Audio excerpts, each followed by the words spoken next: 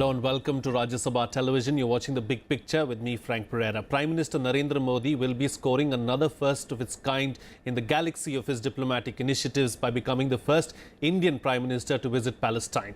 This historic visit comes in the backdrop of steady improvement in India's relations with Israel. Israeli Prime Minister Benjamin Netanyahu had recently made a reciprocal visit to India after Prime Minister Modi's visit to Tel Aviv, another first by an Indian Prime Minister. Palestine and Israel are part of West Asia, which holds significant geopolitical importance for India. Improvement in India-Israel ties is seen as a major landmark in the country's diplomatic history, given India's proximity with Palestine for several decades.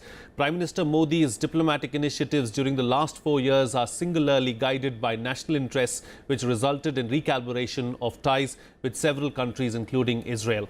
The first visit of PM to Palestine, besides growing ties with Israel, is being seen by diplomats and experts as India's pursuit of diplomacy in furtherance of the country's larger national goals. To further understand and analyze the Prime Minister's upcoming visit to Palestine, I have with me on The Big Picture today A.K.Pasha, Professor, Centre for West Asian Studies, JNU, Professor Harsh V. Pant, Head ORF Strategic Studies, and Akhilesh Suman, Foreign Affairs Editor of Rajya Sabha television. Thank you to all my guests for joining me on this edition of The Big Picture. I'm also told that we are joined by Vivek Katju, former ambassador, as well on the program. Before I go across to my guests and open the discussion, let us first listen in to what the Palestinian ambassador to India had to say about this historic visit of Prime Minister Modi to Palestine. For the first time, Prime Minister Narendra Modi is going to visit Palestinian land. And here with me is Ambassador of Palestine, Adnan Abu Al-Haiza. Ambassador, Prime Minister is going to visit your country. How do you feel about it? How excited are Palestinians about it? Allow me at the beginning to welcome you on our embassy here. And I'm very proud that I have announced his visit from your TV.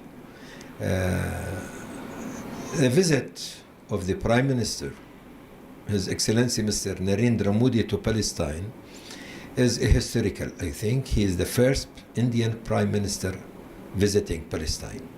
So we are very happy, and we are looking to strengthen the strong relation between India and Palestine. And for the Palestinian, it was always, India is a very important country. Especially India is supporting the Palestinian cause for independence on the land of 1967 with East Jerusalem as its capital. And we are looking in the future to see India one of the country who are looking and working at the peace process. Okay, right, Ambassador, but this is also a fact that when people go to Palestine, they have to take visa from Israel. Is it very strange to Indian that why going to Palestine needs to get visa from Israel? I think it's strange for the whole world.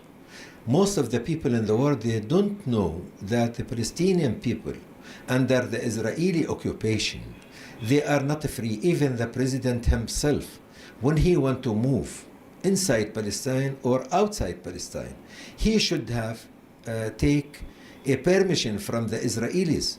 Sir, do you think that India can and India should play any role? Because given the fact that India is also friendly to Israel and India has been traditionally friendly to Palestine, so is there any role for India in this?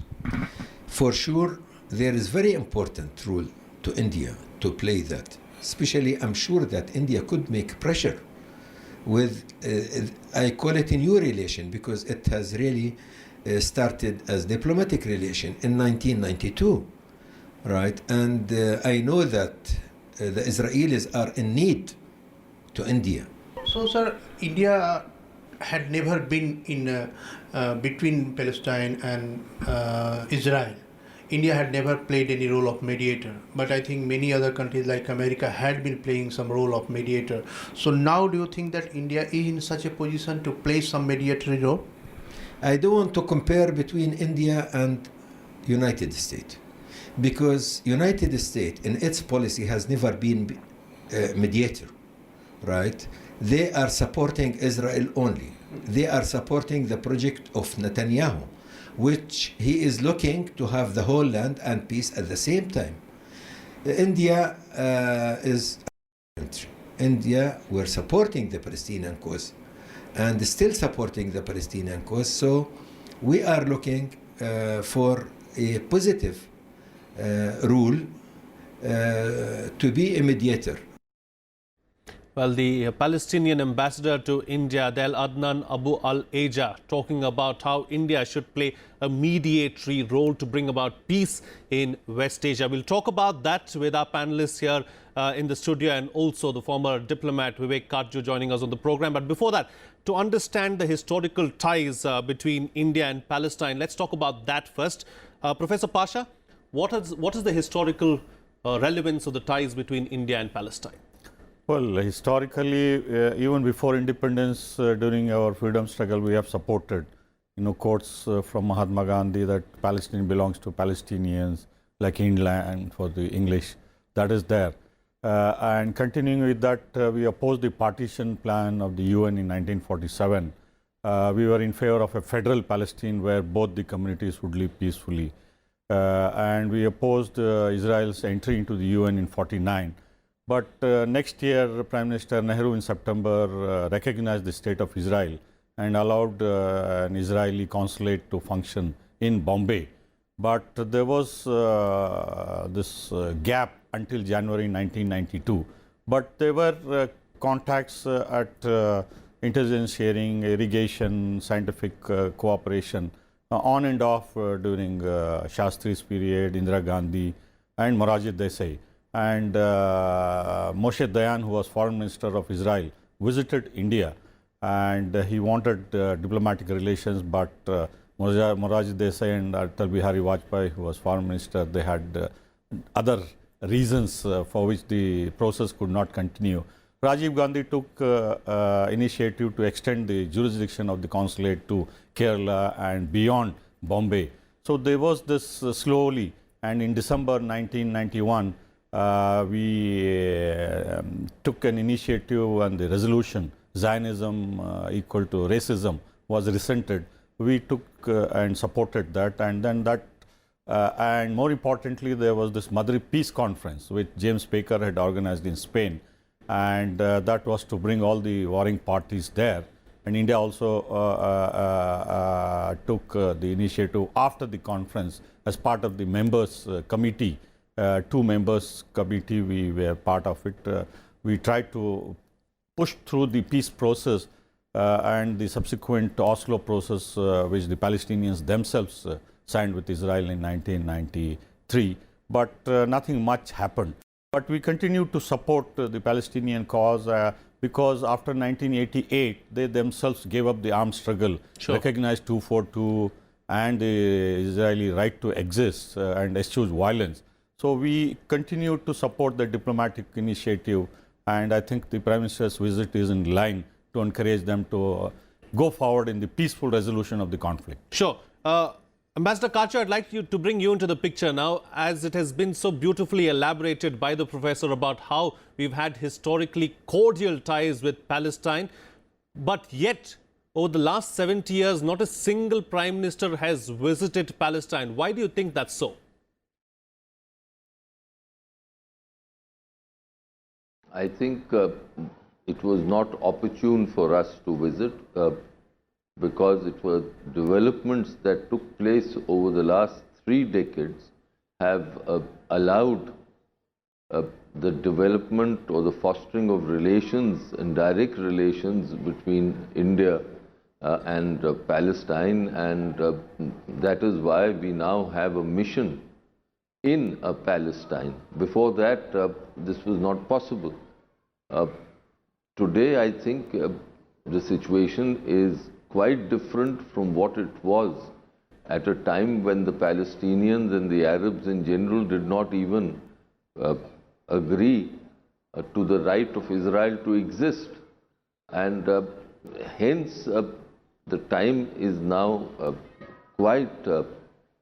has moved ahead, and the Prime Minister now finds it possible to visit Palestine. Sure. Professor Pant, let me bring you into the picture now. What was the traditional thinking when it came to Palestine over the last few decades? See, And what's changed now? Let's put it that way. well, I think fundamentally what has changed is that the regional geopolitics has changed and India's approach to the region has also evolved. So we are not looking to our relationship with Palestine primarily through the prism of South-South solidarity or this idea that they are fighting an independence movement and we need to promote it. I think that there is a legacy issue there, that I think we have historical ties, we have relationships there which we need to preserve. But I think we are also looking to a very more forward-looking relationship where we are trying to build capacity, where we are trying to locate and build something from the bottom up in a potential Palestinian state. But also the fact that I think the regional geopolitics allows India now to move into Middle East or West Asia in a manner that was not possible before. So if you see the roadmap that Mr. Modi has charted, he has interestingly in the first few years, been to Saudi Arabia, to UAE, to Qatar, and then he is also now to Oman. In between, Iran was there, and then the courtship with Israel started. So many had anticipated that the first thing he would do is to visit Israel. He did not do that. So I think there are larger issues at stake in the region for India, which sometimes when we are looking at the region just through the binary of Israel versus Palestine, we miss. And I think in that larger regional context, now I think we are well positioned to develop our relationship with Palestine on certain new realities which have emerged both regionally and globally. Sure. What I want to understand from you, Akhilesh, Suman, is what is the purpose of Prime Minister Modi's visit to Palestine this time around? Yeah, actually, Frank, the first purpose is to show to the world that even when we have made a very good relation with Israel, our relationship with Palestine is no less. And also to take the point home, our own country, that there was a skepticism in our own country that yes, we are moving close to Israel, so we may dump the issue of Palestine. So Prime Minister, I think he has taken a historical decision by showing everyone that India can do whatever is in India's diplomatic interest and also in India's domestic interest. So domestically now you have convergence of interest that both Palestine and Israel are our best friends in that whole region. And you saw that Prime Minister Benjamin Netanyahu came here and how bonhomie was displayed, and also before that Pranab Mukherjee went as first ever president of India in 2015. Then Mohammad Abbas came, Sushma Swaraj, External Affairs Minister, went there, and now it is the Prime Minister's time. So the basic thing we want to show to the world that we are having independent foreign policy, not tag to any other country, but we are going to have good relation with both Israel and Palestine, and to balance it and to create a situation when both parties can sit together, can talk together and find a resolution so that it can help the whole world. Sure. Professor Pasha, that's a very, let's talk about that for a little bit. How important is it for India to have balanced ties with both Palestine and Israel? Yes, it is very significant because, what we aspire is to see this region in peace, security and stability, because we have core interest in the GCC countries, particularly in terms of energy security, where bulk of our oil and gas comes.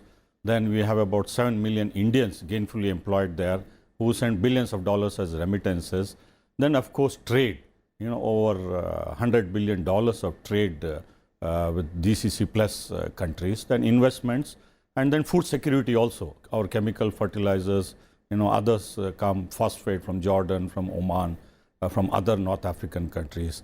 And the oil shocks which we have got from 73, 79, 80, 88, Kuwait crisis, and has affected our development process, because this fluctuation in oil prices upsets our budget and the budgetary commitments to uplift the poor and bring them on par with other sections of the society.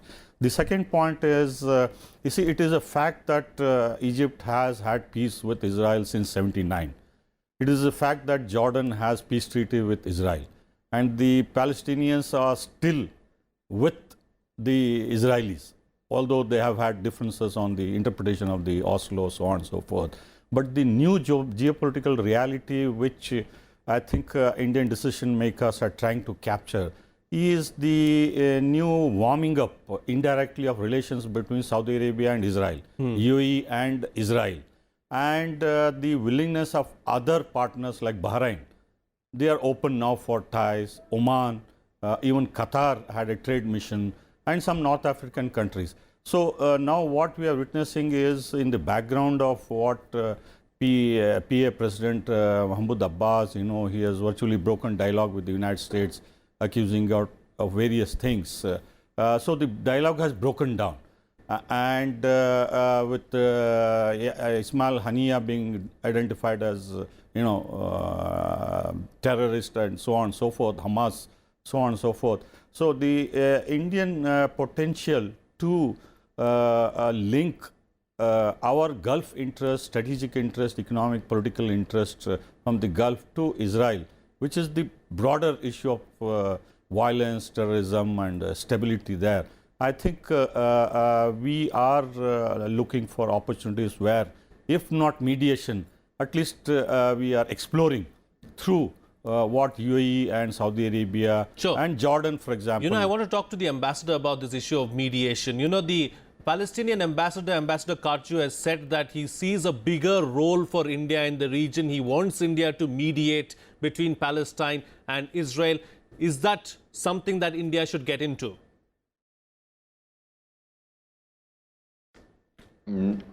Never. That is my one-word answer.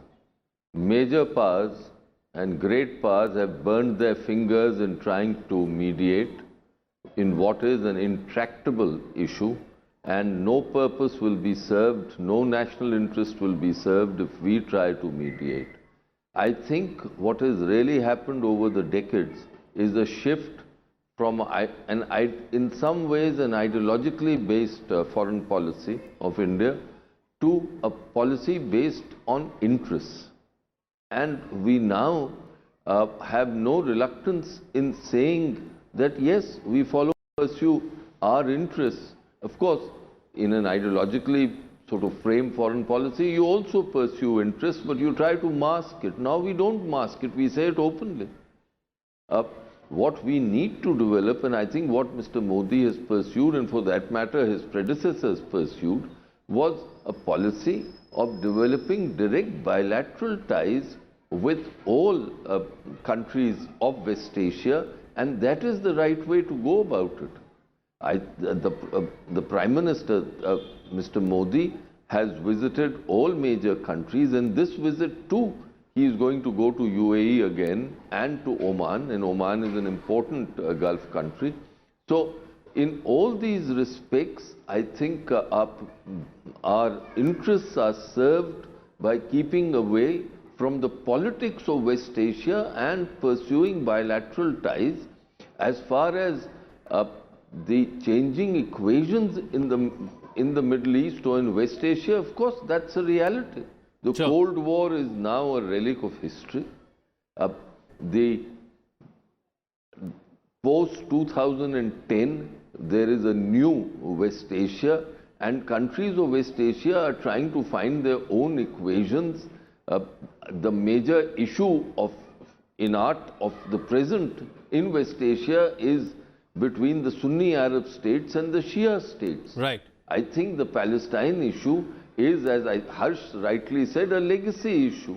It no longer excites the Arabs themselves or the Ummah as a whole. So in this respect, our policy should be, which it is, that we pursue our interests with Israel. We also go to Palestine because we support the just cause of the Palestinians as it is, but as it is said, but it is no longer a mantra. Okay. Okay. So, taking cue from what you have just said, I'm going to ask Professor Pant. Professor Pant, how long or can India continue to be best friends with Palestine, Israel and Iran? Well, that's, I think, the real question, and not simply for India, but I think all powers that have been riding on the back of American presence in the region. And I think as America withdraws, and this is a very significant development, that now America is not importing, but exporting oil, LNG to Middle East. And that equation in and of itself speaks volumes about the changing geopolitics in the region. That how are we going to measure up to that challenge where India and China are going to be the economies that are going to be most dependent on oil from the region? And so what do you do about the security implications that emerge out of that scenario? And so as I think has been alluded, that the equations that we are witnessing are in flux. We have a situation where Israelis and Saudis are best of friends, seemingly best of friends, and we have the Shia-Sunni divide battering the region. And so to invest in that kind of a region with your equities preserved is going to be a big deal. I think the government has made some remarkable moves. We have so far managed very well, and that's what I think this is an attempt to go to Oman or to UAE to fundamentally reshape our relationships with these countries. So we have to tread cautiously. I think it's going to be a very important region for us, and we have to tread very, very cautiously in the coming years. Okay. Akhilesh, Suman, what's on the agenda as far as the Prime Minister is concerned when he visits Palestine? Yeah, it's really interesting that before Prime Minister is going to have formal talks with Palestinian Authority President Mahmoud Abbas, he is going to visit the Yasser Arafat's museum. He will pay tribute to him, and also there will be a celebration of India-Palestinian relationship at that museum. So after that there will be formal talks with various leadership of Palestinians, and then there will be a banquet lunch for Prime Minister Narendra Modi and his delegation, and that's the end of the day. It is on 10th of February, and then after that Prime Minister will visit to Oman. So agenda is this. You can see that this is the whole day. It will almost more than half day agenda. But the message is very clear that India is going to have a capacity building center, that is ICT center. India is making there, and it is under construction, and Prime Minister will be inaugurating. So India in Palestine is trying to create a capacity of Palestinians so that they can also be capable if someday or other, if the independence is declared, if they are made a free nation, they should be capable politically, diplomatically, and India gives various types of training to Palestinians. Sure. So it is Prime Minister visit is to strengthen this whole cooperation that is independent from Israel. Sure. Okay. Professor Pasha, I want to go back to a point that Ambassador Katju was making. You know, this policy of the present policy that we have of de-hyphenation, do you think that we should continue with it, and what's the rationale for it? Before that, I would like to just add what my colleague has said. You know, one important project which the Prime Minister is going to inaugurate is the India-Palestine Diplomatic Institute. Yeah, you know, we have given about $4.5 million. It's a major initiative to train Palestinian diplomats, various categories, including language, so on and so forth. So it's like we gifting the parliament building to the Afghans in Kabul. So it's a major structure which will help a nascent Palestinian state.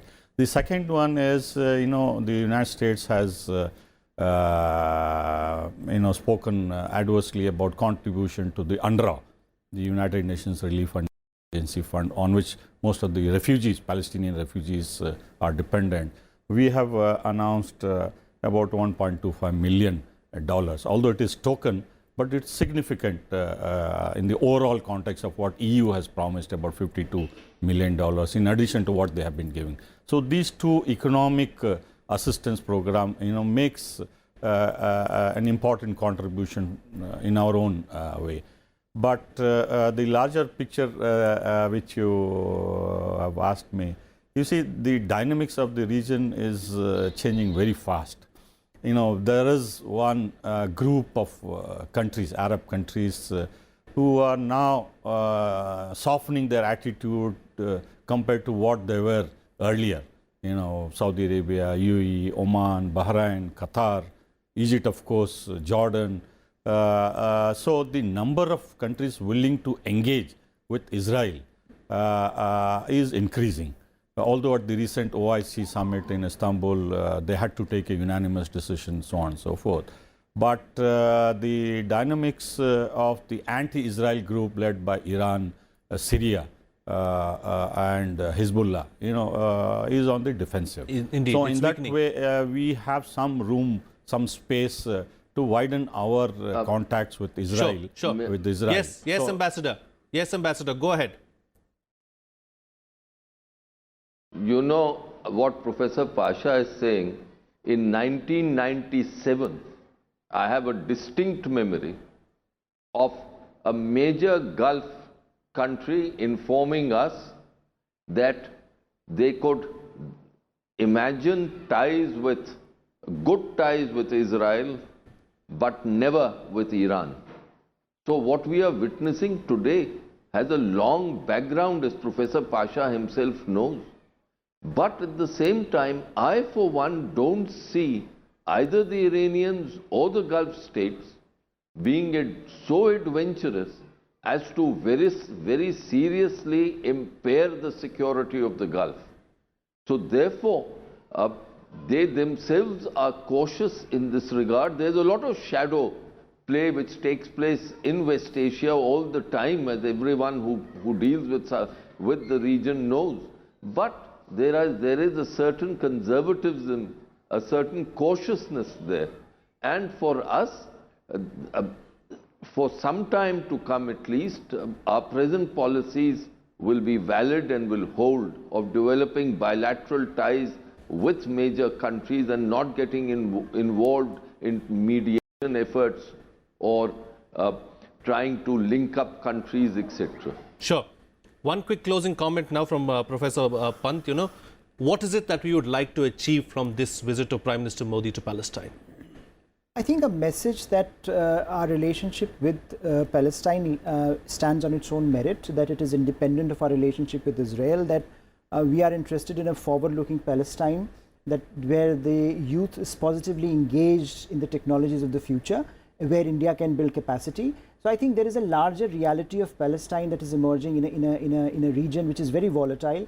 And India would like to be a positive presence and would like to have a positive relationship with Palestine so that it can engage more productively with the emerging realities. Sure. Yes, Professor Pasha, like very quickly because I've got limited time. Yeah. Short point. This visit to Ramallah was announced even while Israeli Prime Minister Netanyahu was on the Indian soil, especially in Bombay. I suspect there is an important message from the Israelis which our Prime Minister is carrying. And perhaps that has got to do with the change in leadership, Palestinian leadership. Probably Mohammed Dahlan, who is in UAE, where he is going, that could be linked to it. Ambassador, I know you want to have a say very quickly because I'm running out of time. If you can close the show for us. One sentence. I don't think the Israelis need us to carry messages to the Palestinians. Professor Saab, there are plenty of other channels that they can and they do use, as you yourself well know. Okay, let's not get into that on the Big Picture here on Rajya Sabha television. On that note, we'll call it a wrap on this edition of the Big Picture. I'd like to thank all my guests for joining me on the program and putting things into perspective for us. That's it from me. See you again next time.